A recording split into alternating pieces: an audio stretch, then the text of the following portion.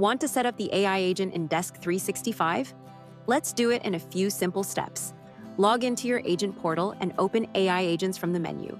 Access to AI agents is controlled through role-based permissions, so only authorized users can view or configure AI settings. Once you're in, first start by building the repository from which your AI should learn from.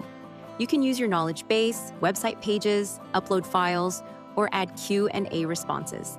Pick any source right for your business that could answer questions your customers will have. Once you've created a training repository, start building your agent. Click on Agents and create new AI agent. Here you'll have to go through 4 steps: build, train, test, deploy.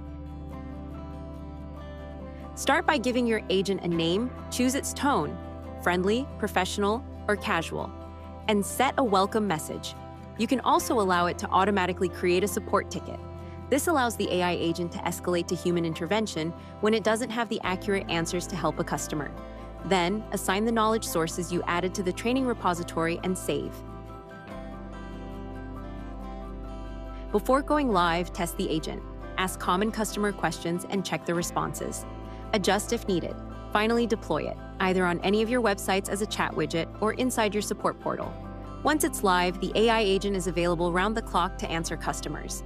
You can track its performance from analytics and monitor usage from the credits section. Desk365 AI works on a credit-based system. During trial, you get credits to start. And on paid plans like Plus and Premium, limited free credits refresh every month.